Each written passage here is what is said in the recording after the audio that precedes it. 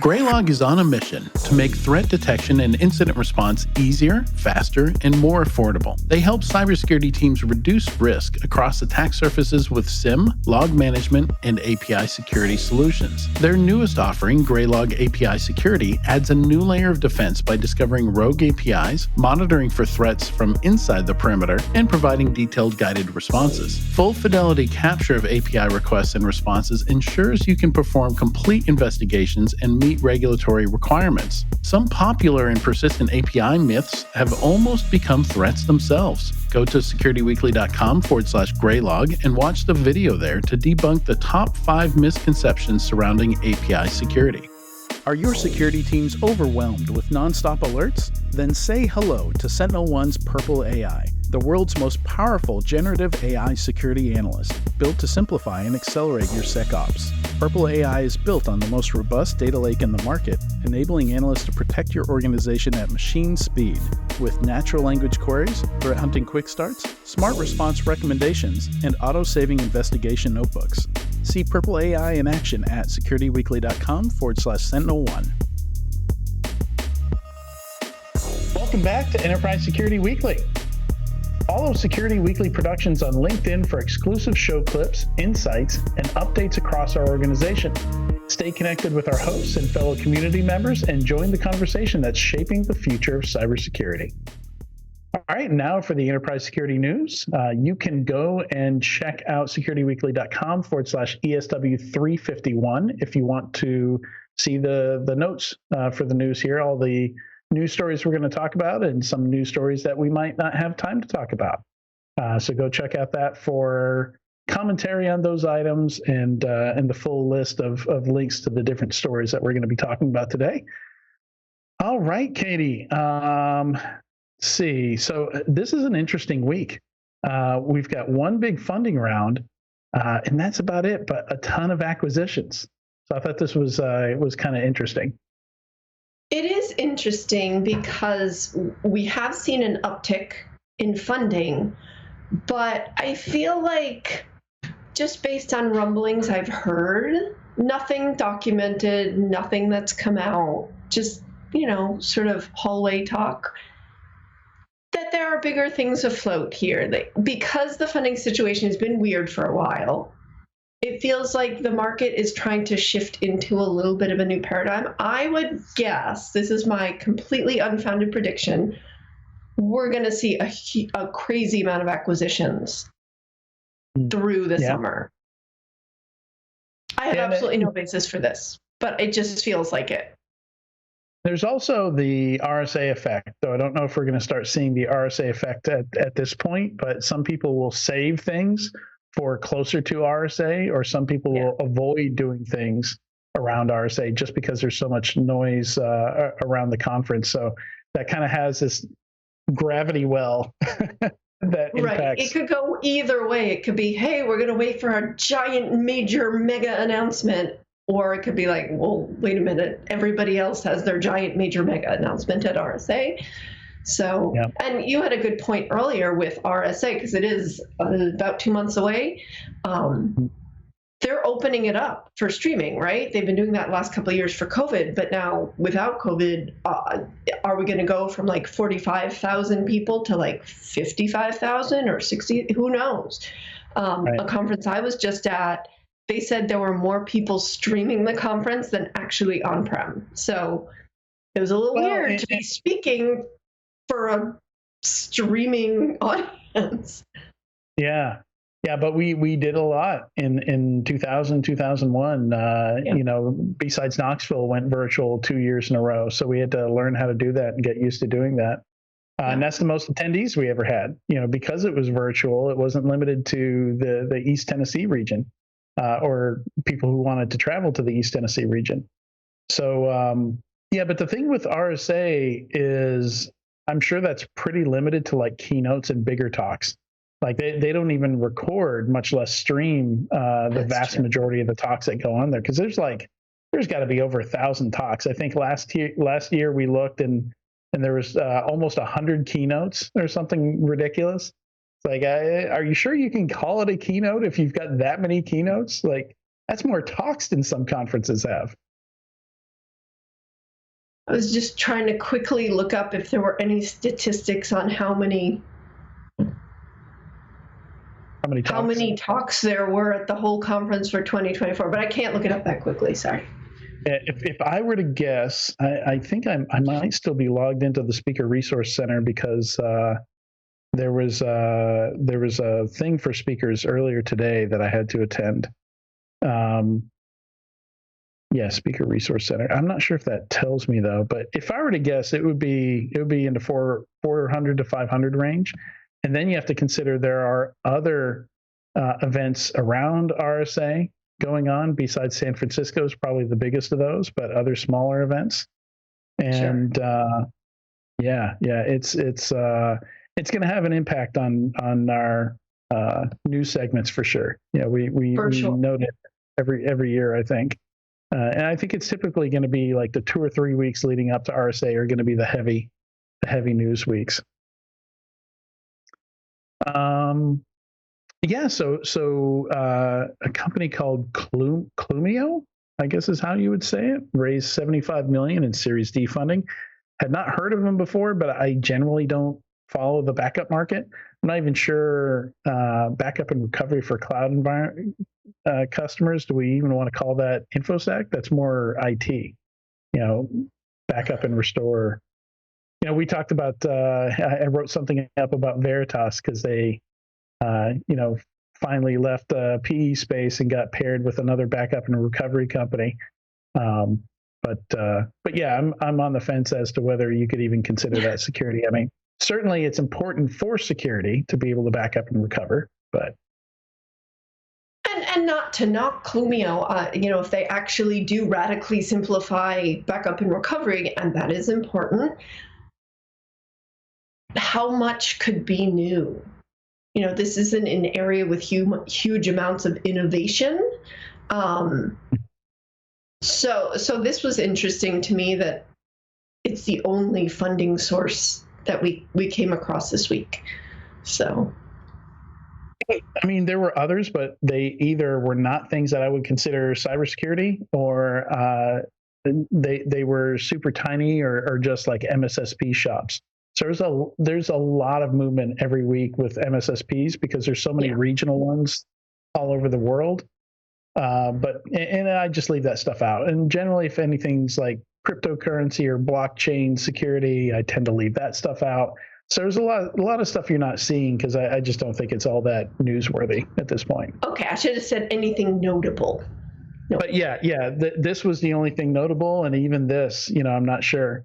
So it's always interesting. Next week we might have, and this is coming off of 2 weeks because we had a week off also, right. and still not much to talk about. So I don't know. Maybe everybody's storing it up for RSA, and we're going to see all those funding announcements come in, and we're going to have 50 to talk about in 1 week. The calm before the storm, yeah. Yeah. It could certainly happen because you don't really want to announce something major in like the 3 weeks before RSA because companies are so heads down preparing for RSA, and then you don't really want to announce something for 2 or so weeks after RSA because they're so busy figuring out what they got out of RSA. So there is a period, at RSA announcing something. Obviously, a lot of companies do that, but there's a little bit of a bumper period on either side, like shoulder season, if it were in the vacation industry, where you just kind of want to be a little quiet. And I hear it from sales teams all the time. Don't try to sell into a company right before RSA because you're not going to get their attention. Everybody's sort of heads down preparing. No matter what department they're in, they're helping in some way because RSA is such a big deal. Yeah, and if you're in media, it's insane. Like I typically sign up for a media pass for RSA, and if you opt in to get messages from the people, the sponsors, the vendors, you get flooded with stuff. You get all that stuff before it actually goes out, and hundreds and hundreds and hundreds of emails. So I guess I'm not going to see that this year since I got my ticket being a speaker, or maybe that's only a 1-day ticket. I'll have to figure that out. It doesn't really matter. I haven't been to RSA in several years, and the last couple of years I attended as media, but for the second last company I was at, I had to use my personal email address because it was a security vendor. I'm still getting solicitations at my personal email address, and the last time I went was 2020. So companies are just sort of like assuming that if I went in, I guess it was 2019 as media, that I'm probably still interested in covering that. Yeah. And I'm not going, so I'm definitely not covering RSA this year. Yeah. My personal email, I'm also on a lot of those lists, so I have to filter through that stuff. A lot of it's pitches for this show also, though. And I try and forward them over to the guest form. So these acquisitions, none of them strike me as really big deals. These seem like, hey, the price is good. We need to boost our business. Let's do like a small tuck-in acquisition. So none of these struck me like, even in one of these cases, the company was not doing well. Which one was that? It was, one of these, they had cut their staff from like 30 or 40 people down to 9 people before the acquisition. I thought I noted it here. Oh, yeah, BreachQuest was the one.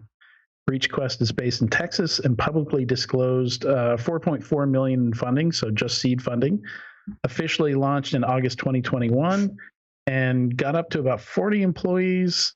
But in sounds like half a year, laid off a bunch of folks and was down to about 9 employees at the time of the acquisition. So sounds like a distressed acquisition, kind of picking up the pieces there. And that's Resilience acquiring BreachQuest, which is like an insurtech, a cyber insurance company. That's story number 6.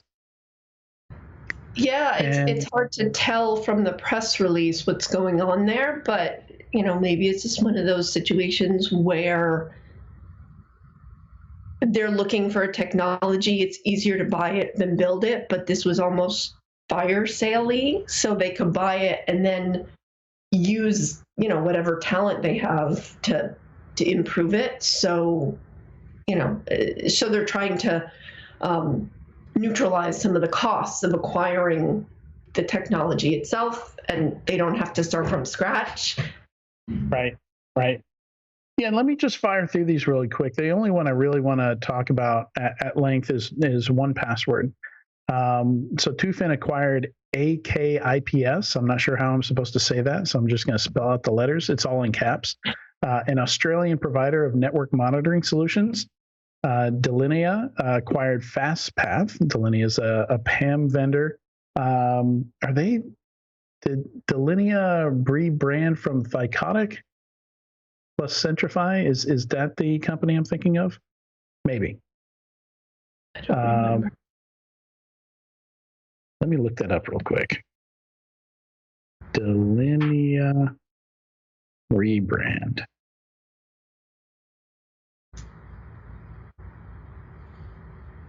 Yeah, Thycotic Centrify rebrand as Delinea.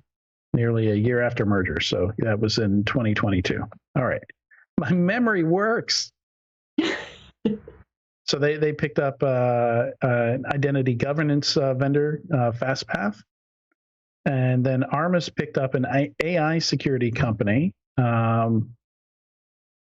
AI-powered pre-attack threat hunting technology is the marketing verbiage. Right. So I've obviously looked at this a little bit.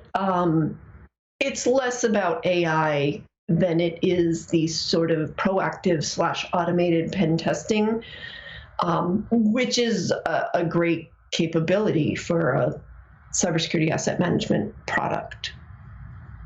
You want more in-product capability. Yes, the whole value of cybersecurity asset management is the integration, the network, the totality of the tools that you can bring together. And there's a lot that goes into it that I won't bother with because this is not a sales pitch, but having some having some native capabilities is a really good move, because the market is shifting and it's changing, and it's getting to a point where people actually know what CAM is or know what CASM is. And so it's less of the, hey, I have to define what this is, and more of, all right, what can you do for me that's different, that's new, that, makes you a better choice than company X. And so having some of that native capability is one of the ways to do it. Yeah. It's a good move, frankly. Okay. Yeah. Yeah, it looks like early warning signals. They've got this company they acquired has AI-based honeypots, and so it looks like a lot of intel gathering to let you know if you're about to be attacked. Yeah, and the AI is a nice buzzword to put along with it, but that's not really the meat of it. The meat of it is, the proactive security aspect of it. Yeah, I'm curious what an AI honeypot would be or would do. Maybe I don't know. Anyway, maybe it begins at you, it yells at you, it uses, LLMs to emulate your speech patterns to attract you to the honeypot. That was a joke for anybody listening. Sorry. So 1Password, this acquisition of Collide is interesting to me for a couple of reasons. So product strategy and differentiation for 1Password. 1Password has almost $1 billion in funding now. Their last funding round was $620 million. A bunch of celebrities involved in that. So if you look them up on Crunchbase, it's just like this long list of like musicians and celebrities and stuff like that, which is always fun. And yeah, it makes sense that they would have an acquisition strategy with that kind of a war chest. But Collide makes sense because there's only, so far you can go with a password database, right? So, and because that password database already sits on phones and on laptops, it makes sense to move into something like endpoint management, endpoint visibility, which is what Collide does. But what's really interesting here is that Collide is very much has chose a product strategy that joined them very closely with Okta, but Okta already bought it is a B2C password manager, but so now 1Password has acquired a company that's closely tied to technically a competitor. So I thought that was kind of an interesting aspect of it. And if you Google it, their tagline is Collide, device trust for Okta. So, that's going to be a big rebranding effort. And I don't know. I guess when you've got $1 billion, it doesn't really matter. Yeah, it'd be interesting to see what happens there. We had somebody from Collide on the show not too long ago, and we talked about that choice to decide to hitch their wagon solely to Okta. It's not something you often see, but Okta's a huge company with a huge customer base. So for somebody the size of Collide, it made a lot of sense. So it would be interesting to see how. Yeah, right. It worked. Well, obviously, I mean, we don't know they got price. Scooped up for a nice amount of money, so they did what they needed to do. We don't know that it's a nice amount of money, though. We just assume it was some amount of money greater than zero. You're right. I did. I made that assumption. I'm assuming that nobody's stupid enough to be like $1. Yeah, I mean, they seem like they're doing okay. Yeah, they seem like they were doing okay, and that this pivot, maybe made them more attractive. But yeah, we'll see if that Okta branding continues and how they merge with the company. If Collide becomes 1Password, if they rebrand Collide stuff, or what happens there. So interested to see that, because 1Password is not your average security company. It was bootstrapped for much of its life, and then all of a sudden started taking massive amounts of funding and growing. And now it has very, very expensive boots. Yeah. So that's an interesting one to watch. That was the one that I found the most interesting out of all 5 of these acquisitions here. I would love to have Tyler here, because I'd love to know how they get out of this scenario. You've got $1 billion in funding, right? Yeah. That's a lot of money to have to make up. Maybe they don't have an exit strategy that even deploying that money is right. Not. I mean, that kind of money is hard to put to work, I would think. I mean, you can only build out so much sales and marketing before you're doing everything that you could possibly do. And I wonder how much of it they have earmarked for acquisitions, because that could be interesting if 1Password just starts gobbling up adjacent stuff. I mean, it is a space that has been not just passwordless, obviously, or password vaults, but identity, what are they calling it now? ITDR, identity threat detection and response, is becoming a space. But it really is true. And I remember several years back, and I was at some symposium in New York, and Wendy Nather was there, and we were talking about zero trust security. And, it's identity based. It is 100% identity based. Now, identities mean a lot of different things, obviously, but, user identity, device identity, obviously, when we're talking about the 1Password type of thing. But she was saying then, zero trust is just going to be security, but it has to be based on identity. So we're finally getting there. We're finally getting to a point where identity is becoming sort of the crux of it. So maybe that's their play. They want to become the biggest identity management, identity governance, identity threat detection and response provider. And they just happen to start with password management. Who knows? Yeah, I mean, there's a lot of competition there, though. With ping, one login, Okta. There's a lot going on in that space. In fact, numerically, that is the largest non-services product category for cybersecurity is identity. It's pretty big. Why don't you tell us? Let's maybe Tyler will join us soon. But tell us about insider threats. This piece you put together on insider threats. I have not had a chance to read it yet, so I've been it's my opportunity to have you give me the short version here. Do the book report on it. So this piece came up because every year you've got a certain number of topics that start to hit media. And somebody was talking about this, a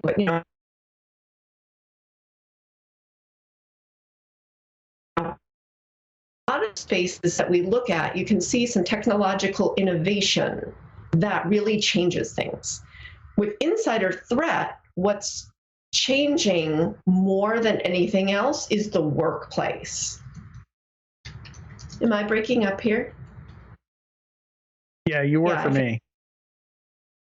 Okay. Well, this is not live, so we can stop, and I can start again. Yeah. What? Yeah. Why don't you start over? So that's a really good question. I was looking for something to research the last couple of weeks, and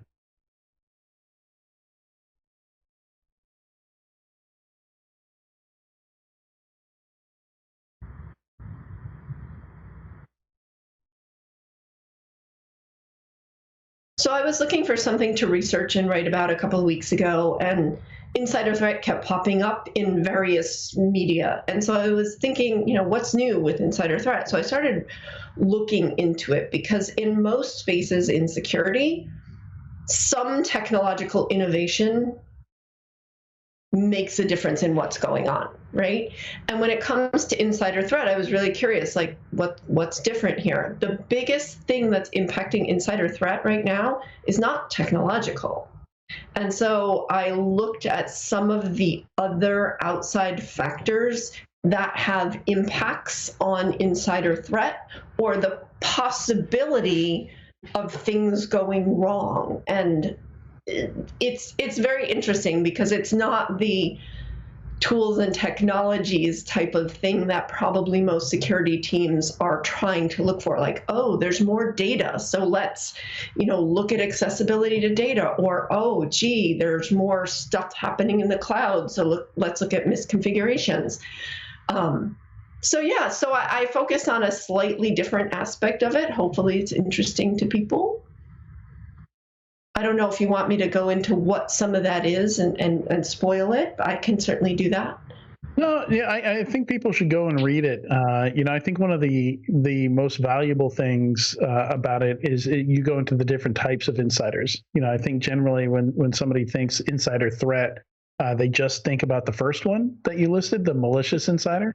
But if you look at the Verizon DBIR, a significant chunk of the breaches and incidents reported are accidental, or people leaving an S3 bucket open, misconfiguring something, leaving a briefcase on a train, that kind of thing.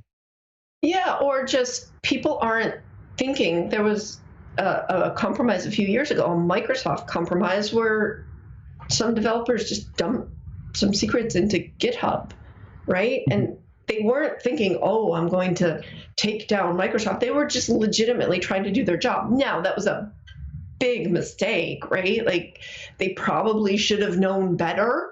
And if they didn't, maybe their security team should have done a much better job evangelizing acceptable use policies. But, all kinds of things can happen because, I was telling my husband about this, and he is not in security. He wasn't even technologically competent when we first met. And so he said, well, you've been improving? I have. Yeah. He uses a password manager now. Go One Password. He can even, order things and reserve things online. It's great. But he was asking me about this piece, and I was telling him about the different kinds of insiders, and he's like, well, have you done any of that stuff? I'm like, put work documents on my personal computer? Yeah, I have. Yeah. I think everybody has. Yeah, we have to say, don't do it. It's bad. But yeah, we all have, just to make our lives easier. Or I have several laptops, like most of us. I have a small one. That's so much easier to take on work trips. So do I have to put presentations on that? No, I don't have to, but it makes my life super duper easy.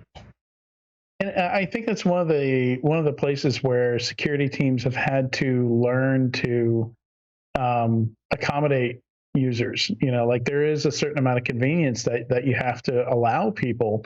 You can try to restrict them, lock them down more, but I think the chances of them just going around your back and doing it anyway increase when you're not reasonable with your restrictions. Right, like that laptop comment that I just made.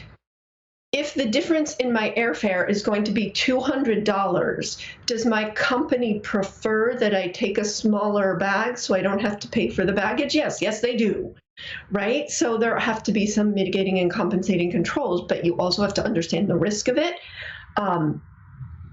But insider threat doesn't just mean like, I took this, that we were just talking about acquisitions. We took this insider information about an acquisition and blasted it on X, formerly Twitter. That's not necessarily what it means. Or, I took some insider information about some financial dealing and, used it for my personal gain. It doesn't mean that necessarily. So the different types of insider threat obviously affect how you're going to protect against things.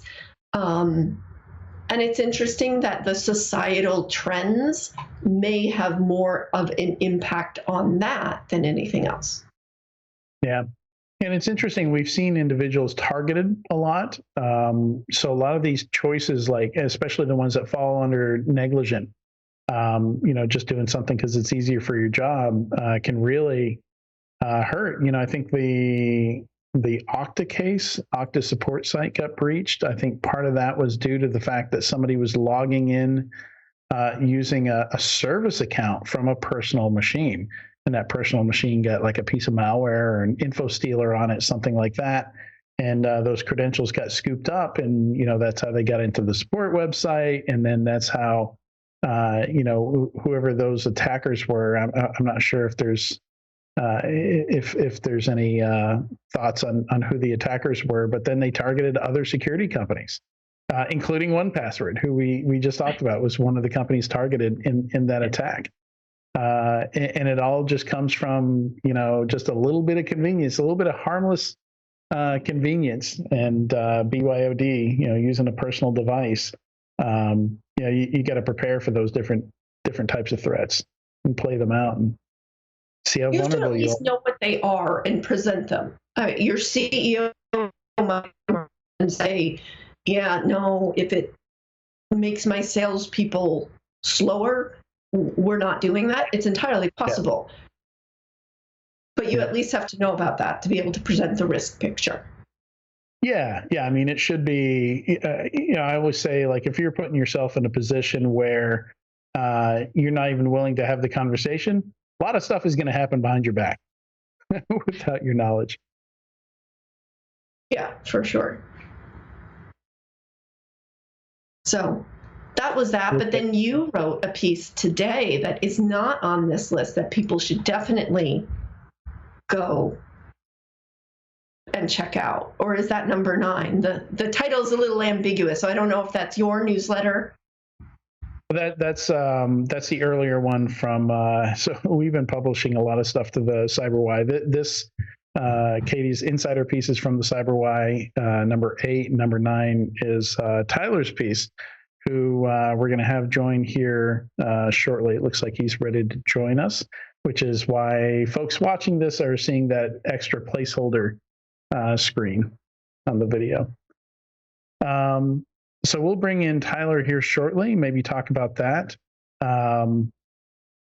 Sean's juggling a bunch of things behind the scenes right now, but we're going to need a dumpster fire graphic here in a minute.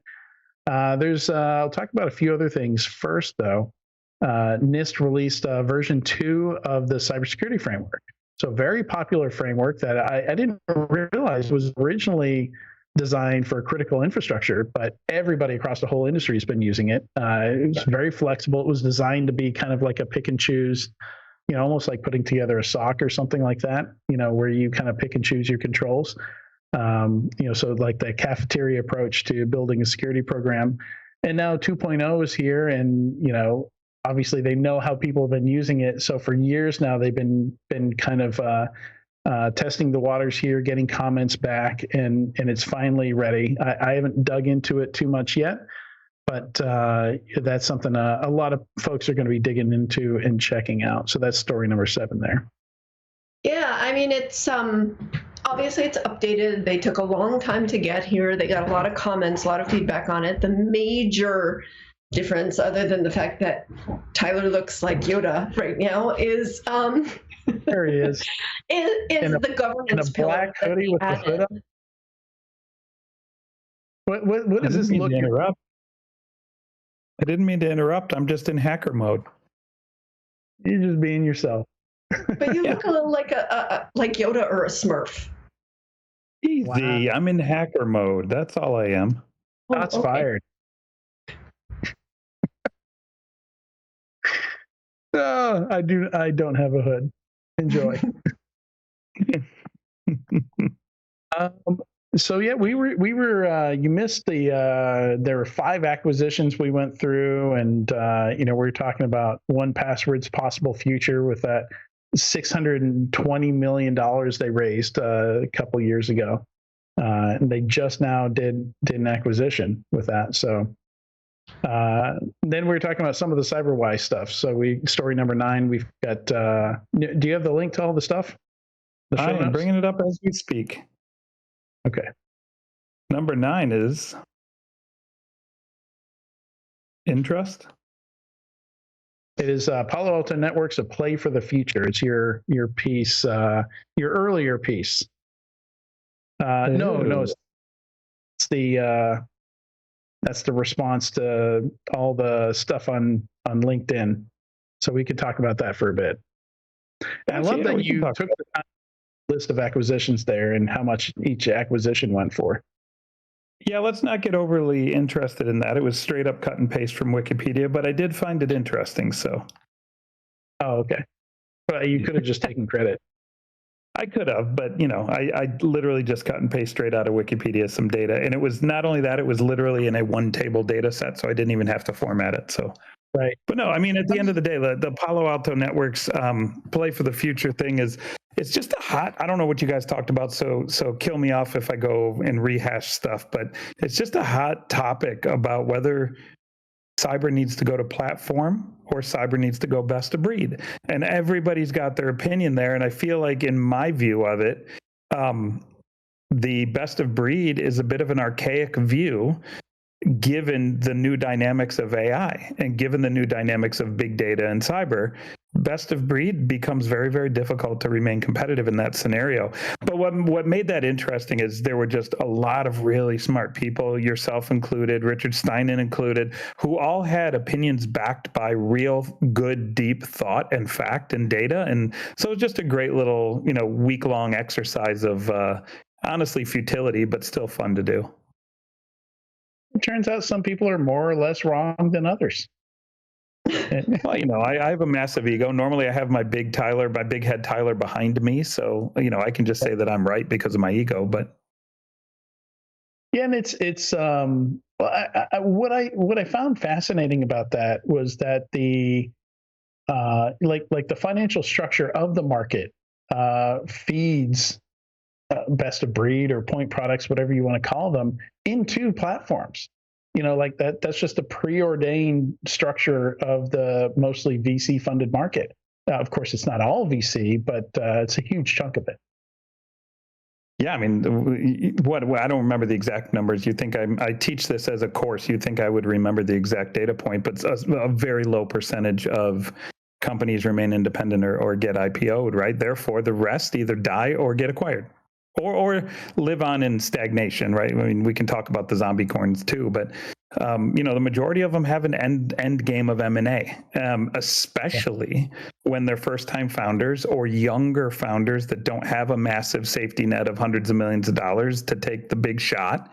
The majority of those folks get picked up because it's like, hey, I can cash out and own 30% of a $300 million exit right now. Okay, like who in their right mind, when they've never exited a company, have no financial independence, and created a really cool tech, and they're willing to sell it for $300 million? Who's going to say no to that, right? Most people would say, "Yep, I'll take the $100 million." Especially when options are dwindling, the burn is high. Maybe not another round is coming, and I think we saw a bunch of those today. So the 5 acquisitions today in the show notes. And I'd be surprised if any of them were for over 100 million. In fact, maybe only 1 or 2 of those were over 50 million, if I were to just make a guess. Wow. So and Katie was saying she thinks we're going to see a whole lot more of this. But I think this might be that buyer's market that we've been talking about. Yeah, I think the only way we're going to know that is to get out of it.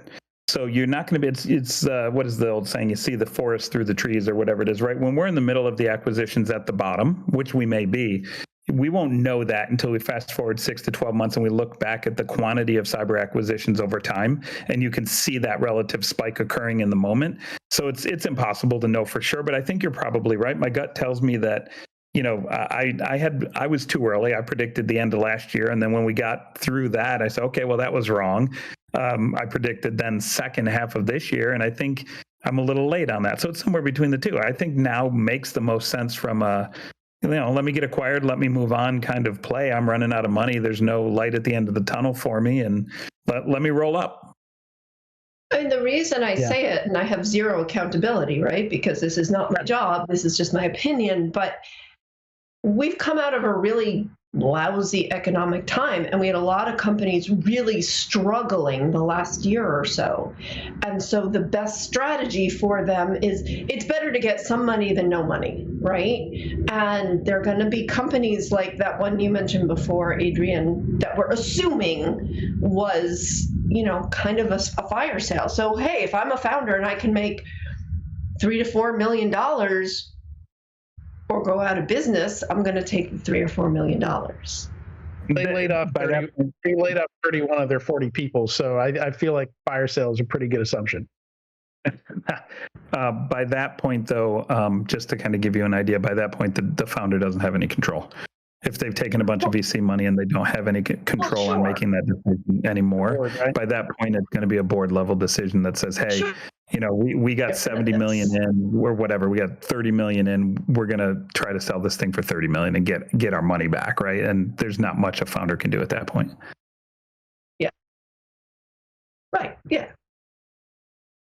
And speaking of acquisitions, a couple of years ago, back in December 2020, Ivanti acquired some companies. One of them was Pulse Secure.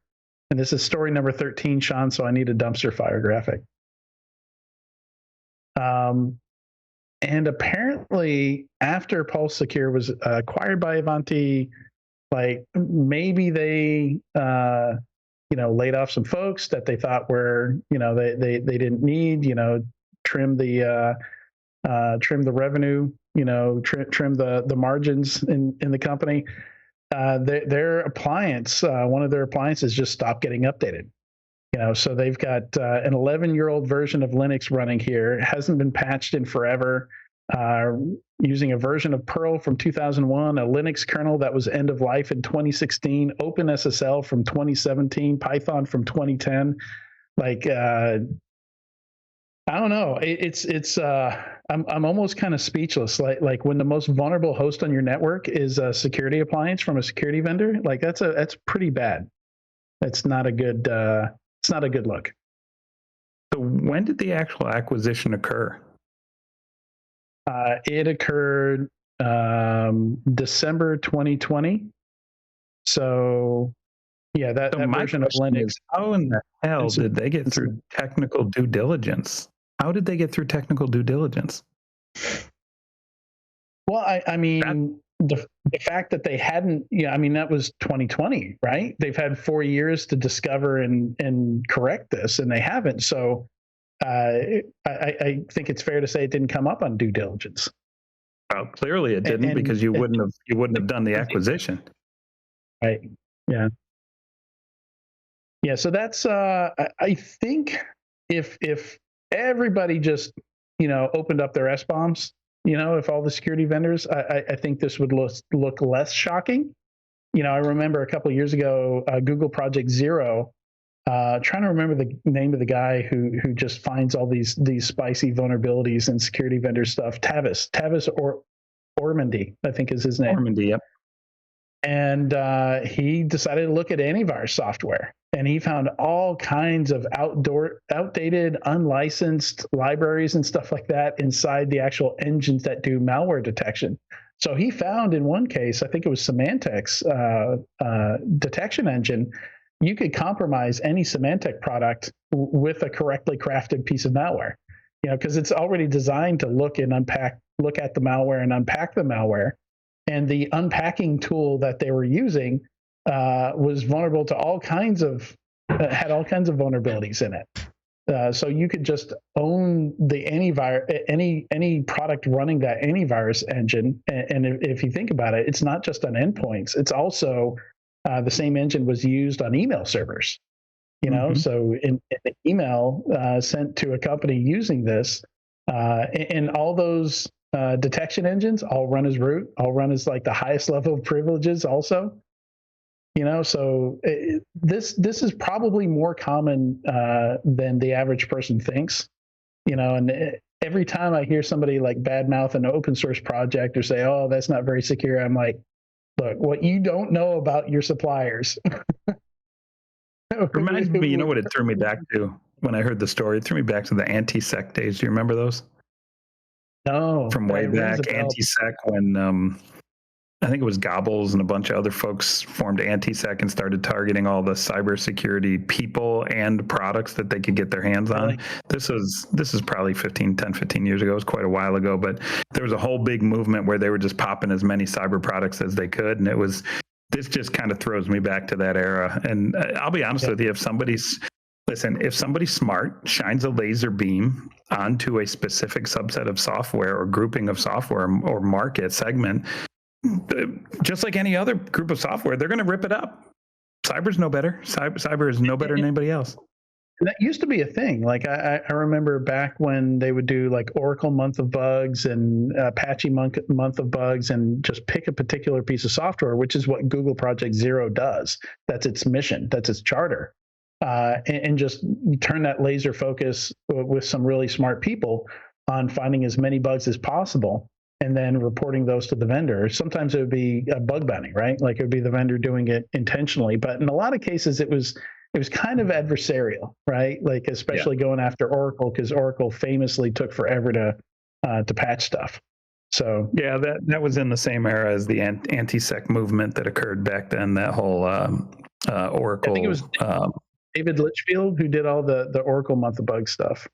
Yeah, that was in that same anti-sec era where everybody was just tearing apart cyber companies and cyber products. Yeah. Also in the dumpster fire category, we've got the Nevada Attorney General asks court to ban Meta from providing end-to-end encryption to minors. So this is taking, I think it referenced the Facebook chat messenger, but it might have been Facebook has several products with chat in it. So I'm not sure if that's the one. That's ridiculous. Yeah. Yeah, I mean, politicians asking companies to put backdoors and things like this is not a new conversation. You know, I think that Attorney General should have been required to go through all the other cases that have failed in this category before even suggesting this. I thought that was something that yours did, but I don't know. What was the thought process here? Was the thought process something like, hey, if we remove encryption for anyone under 18, then our security tools will be able to actually sniff the traffic and tell their parents what's going on? Was that the thought process? So I will read this. So the answer, I'll just read straight from the article here. Nevada's AG office claims that Meta's decision to enable end-to-end encryption by default is irresponsible and drastically impedes law enforcement efforts to protect children from heinous online crimes, including human trafficking, predation, and other forms of dangerous exploitation. Yeah, because cops can't sniff it, and their parents can't sniff it. Right, and we've heard this 1,000 times before, and of course, you know, there is no magic decrypt it only for law enforcement option here, right? You know, like if law enforcement can look at it unencrypted, so can a whole lot of other groups, and it just opens it up for more abuse. So they would be enabling the very thing that they're. I mean, it's not a new conversation. Every time this happens, you know, it's happened over the last 20, 30 years. You know, we used to. You know, you couldn't export products that used encryption, right? For similar reasons. So I'm going to harken back to my ESPN days and take a quote out of a SportsCenter guy and go, come on, man. That's pretty much what's going on here. Yeah. And I mean, it's like banning TikTok in Montana. Like what kind of an impact do you actually think this is going to have besides just like making some noise? I'm driving to the Dakota so I can TikTok. I mean, the AG is just trolling here, or they're just completely ignorant of the other 1,000 cases or 1,000 times that this has been proposed by somebody in government. Man.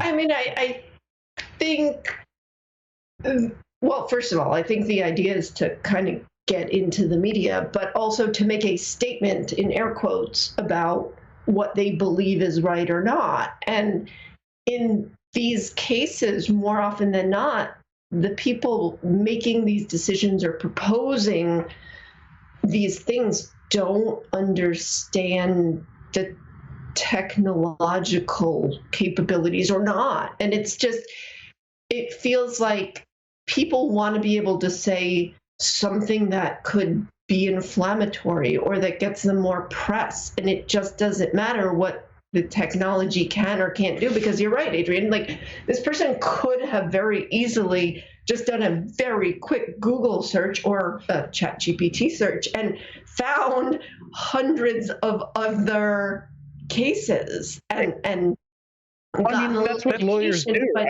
Like, That's what lawyers do. How did he not do that? but that's that wasn't the point. You learn that. The point Go find some. The whole point was just, hey, I want to make a statement and I want to be in the media and I want to be known for saying X. And it doesn't matter what's possible or not possible. I'm sitting here thinking of War Games, so of course I'm old. And that whole scene where Ferris Bueller or whatever his character's name is goes in, and the skinny little guy goes, "Hey, dummy! Of course there's a back door. Haven't you ever heard of back doors?" That's all I can think of right now. And it's the same argument that was in a movie from like 30 years ago. I just love that you cross-reference two different movies and kind of merge those together into a mashup of awesomeness. And they're like exactly they're at least close, like same era. Same actor. Remember Ferris Bueller in War Games? I just couldn't recall his real name. Matthew. Thank you. Broderick. He's in a new movie too, actually, but. He's in a bunch of new movies. He's still a big name actor. He's married to the Sex and the City girl. Sarah Jessica Parker. See, that's the one. No, he's a great actor, but he is also Ferris Bueller, who was in War Games. I think Cameron from Ferris Bueller should have been in War Games. It would have made for a totally different ending. Twister. Cameron from Ferris Bueller, the depressed guy. It's really interesting going back through like old casting choices. Like you find out like, oh, they could have been, like this character. They were almost Superman or whatever. It's always interesting going back and seeing like who was actually the preferred actor for a role, and you're like, oh, that's a terrible reason. We went down a rat hole. We did. But you knew what I was referencing, and you took it down the rat hole. You could have left it. Everybody knows that Ferris Bueller was in War Games. I don't know what you're talking about. The character from War Games was in Ferris Bueller because War Games was first. I don't know what you're talking about. Sorry. Speaking of curbing bad ideas, Kelly Shortridge, I think this is the second time she's done it, along with her cohort in crime. No, it's not the guy that she wrote the book with, Ryan Petrick. So they submitted a response to a request for information from the U.S. government. And I think the first time this happened, it was something related to supply chain. And this time it's secure by design software. Approaches for secured by design software is like a white paper the government put together and put out there to get responses to. And boy, they put out a comprehensive retort. Apparently they're just a lot of kind of the same thing we were talking about before. Just a lot of things that have been debunked as good ideas and just stuff where folks should have known better, right? Like we felt like the industry made progress, and then you put this out. One of those situations. Looks like they also did a prior one for open source security as well. That's what it was, not supply chain, open source security. Yeah. Okay. Sorry. Yeah, and it's 45 pages long. I think it might have been longer than the original material that they were rebutting. I like how that they submitted as Shortridge Sense-Making LLC, where the views are expressed in our response are not necessarily the views of our employers or their affiliates. The way all this stuff is written is just a lot of fun. 45 pages of rebuttal to a government white paper doesn't sound like it would be fun reading, but the fact that it is doesn't hurt. I think it helps your chances in being heard. But good that people are actually responding to these RFIs, because oftentimes when you look at these RFIs, it's all vendors. It's like, how do we make it about us? No offense to those of us working for vendors, but a lot of these government responses, it'll be somebody from marketing saying, hey, I think there needs to be a little more, PAM in here, or IDS, or like I think zero trust could be mentioned. Where I have maybe it's just the old man cynic get off my lawn in me, but I just wonder how much of this is even consumed on the other side of the fence when it comes back. Like how much of it is actually consumed, used, and addressed in the next revision? I mean, we're talking about new, like current CISA here. A lot of it, like a lot of these people, the people on both sides know each other. They're going to see each other at conferences. There's no avoiding this. It's in the old days, I think it would have been a problem. But I've got a lot more faith these days. Well, I mean, first of all, that we've got the right people reading the stuff and submitting formal responses, but also that we've got a lot of the right people on the government side here as well. Even if they only stay there, like Josh Corman went there for a couple of years, but he went there, right? He put in some time there, tried to do some good work and, influence policy. So. And then I don't know this for a fact, so I'll put words into his mouth, then left in a probably a grumpy ball of huff right after he saw what was going on. I don't know that that's actually what happened. I'm not saying that's what happened. That would be on brand, though. There's only so much you can do, right? Yeah, that's what I mean. He got in there. He's like, oh my God, I can't. Yeah, anybody would be frustrated. Yeah, that is part of his brand. Yeah. Well, I think that's part of anybody's brand. Like I didn't bring it up to poke at Josh. That wasn't the point. The point was to say that most people that go in there probably leave after a couple of years in a state of huff because they can't get anything changed. Disillusioned. Yeah. No, he left proud of some work that he had done because one of the things they wanted to do is see if there was a link between cyber incidents and actual deaths. I think people are looking for the direct smoking gun that somebody hacked something and it, and a busload of school children went off a cliff or something like that. But it's almost never that straightforward. And what they found is that any disruption to a hospital, like the average busy hospital, is always kind of teetering on this edge of not being able to serve the people coming into the emergency room. And you make them 15 minutes slower, 30 minutes slower. Like you add some extra friction in there, like you would with a ransomware attack or something like that. People are going to die as a result because they're not going to make it to the next emergency room down the road. So time he found was a huge factor, and anything that impacted that time factor actually resulted in real harm. Yeah, it's interesting you bring that up. I don't know. I monitor at the CyberY. I have a breach list 2024 at the CyberY of whenever I see a breach, I put the article up there on the page. You're busy. And the last couple weeks have been absolutely slammed with pharmaceutical healthcare. It's almost like there's a massive campaign against the U.S. medical and pharma industry right now to disrupt distribution of medicines. I think they're just easy targets also. Yeah. They are scary times. Yeah, it was when Andreessen Horowitz, back in 2010 or whatever it was, said software is going to eat the world. 10 years after that, or 15 years after that, something like that, he revisited it. Well, it's not been 15 years, so 10 years after. And he said, I was mostly right, except healthcare. Yeah, healthcare stayed in the dark ages. And a lot of it was regulation. Yeah. A lot of it was due to regulation that, ironically, is intending to keep people more safe. So, unintended consequences. Well, it's just also a hard balance in healthcare because you have people who feel they have conflicting priorities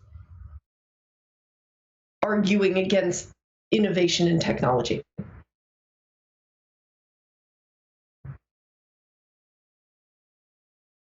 Right, let's see. So the latest thing in AI was Sora, was AI-generated video. I'm not sure it's going to have a huge or immediate impact on cybersecurity like it's going to on maybe folks who shoot B-roll and use, I don't know, Tyler has an idea here. Let's hear it, Tyler. I do. I think it's actually, probably short-term impact, not very high. Mid-term impact of someone holding a camera like of themselves walking, giving a message. I could just see too many opportunities for video-based phishing style attacks that are just so good that we're going to see a rise in that. I think there's way more low-hanging fruit that attackers are going to do in the short term. So I don't see it becoming super popular. But I mean, we talked about it in the past. We talked about that Hong Kong hack with 4 videos simultaneously, and Sora could do something like that easily. Turn it into a Zoom plugin. Like if you make it convenient, it'll get real popular. But I don't see that as generative video. Like that's more. I think of that as more like a deepfake thing, like altering, like mixing fake information with real information. So what you're seeing as they're walking is real, but maybe there's a face replacement or something like that. Yeah. So this category of creating entirely new video from scratch, I could see it being used in fraud and stuff like that, like real estate fraud, things like that. Like you can make anything look like anything you want. You could make the car you're selling look like it's perfect in a walk around video, right? or a house look like it's got plenty of yard and it's not close to neighbors and it's right up against it. You can fabricate all kinds of stuff. Yeah, and it does bring back memories, Adrian, and you wrote it yourself in the notes here.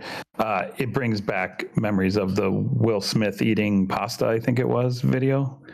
Mm-hmm. That was just so god awful and so bad. But that was a year ago, maybe. And look how far we've come in that amount of time. It's incredible. 3 years ago. Yeah, 3 years. Was it 3? Okay.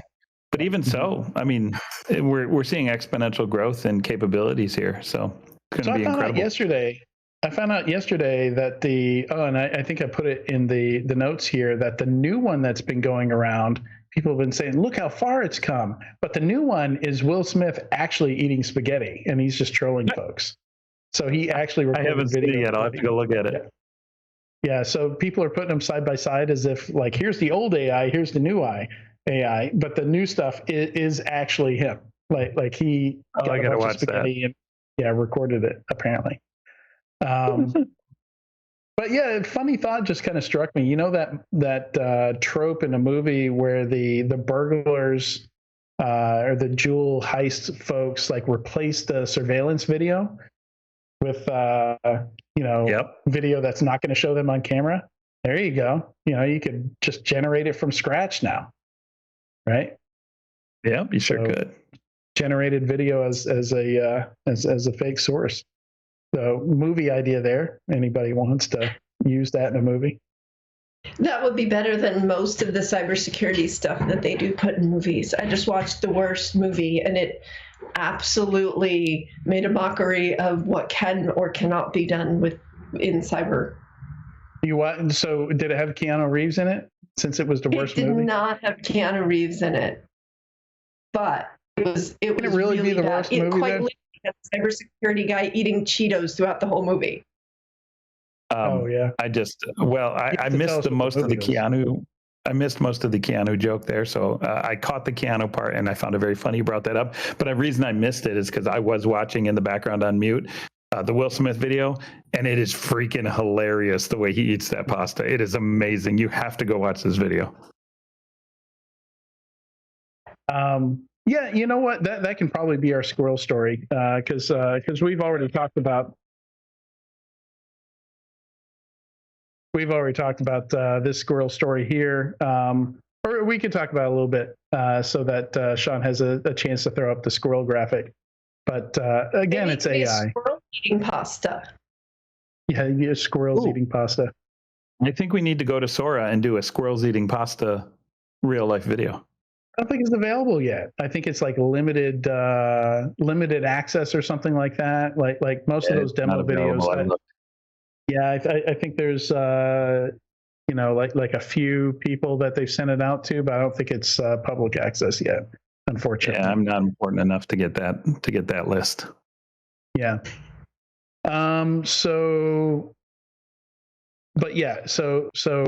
we're going to see more of this, but Instacart is using AI. There was another company in here also using it and just kind of throwing it out there, like not doing any quality assurance, just like, hey, yeah, we're going to have AI come up with recipes and make images for the recipes. And they're going to include ingredients that don't exist and like impossible things that you can't do with food. And, that's kind of the TLDR of what this story is about here. So Instacart is trying to defend it, and it's just I don't know. I think it's really lazy. It's that kind of like everybody saw BuzzFeed lay off their entire staff and replace them with AI, and they're like, hey, we should do that. We should get in on that. Yeah. That seems like a great idea. I think we need a video of Tyler eating pasta. Of Tyler eating pasta. In his hoodie. Yeah. So a lot of these AI, they won't let you like make images of a person. Like that's one of the, I tried to do that with Gemini yesterday, and it was like, this is a real person, and it's our policy that we don't create fabricated images of real people. I'm like, where's the fun in that? Of course, I see the abuse opportunities there, but I was trying to do something fun and lighthearted, and but oh well. I'm sure you were targeting me, and I'm sure it would have been abusive. So I was not targeting you, but you would have been next. If it worked well, if it did a good job at it, you would have been next. Of course. Right. I think that's all we've got for today. Damn you all. Why are we being damned? What? Because what I do now? Now you want pasta. Now you're craving pasta. Yeah, I'm actually about to do a selfie video. You need to do a selfie video eating it like Will Smith if you go eat pasta. Yeah. Guarantee that won't happen. Yeah. Katie, take somebody the team. Think of the lulls that will come next week on ESW when we show that video. Have somebody ready to give you the Heimlich if you're going to eat pasta like that. That does not look like a safe way to eat pasta. I haven't even seen the video. Somebody's going to choke. I haven't seen the video, so I can't. You got to go watch it. I can do my research and then go eat pasta. Sure. Yeah, go watch it. It's pretty funny. Yeah, so that's all we got for today. Thank you so much, Tyler, for joining us for the last 2.5 minutes of the segment. However long here. And thank you, Katie, for showing up. I'm earning my teeth. The entire thing. Katie was here early. She was here before I was here. Came on time. Thank you so much, Katie. Tyler. Yeah, I don't know. Not so much. I get it. But at least I showed up in my hoodie. Do better next week. All right. Big thanks to everyone for watching or listening. I hope you listened to the whole episode. And we'll be back at you the next week. And maybe I'll bring a hoodie with me so I can play along with everybody else.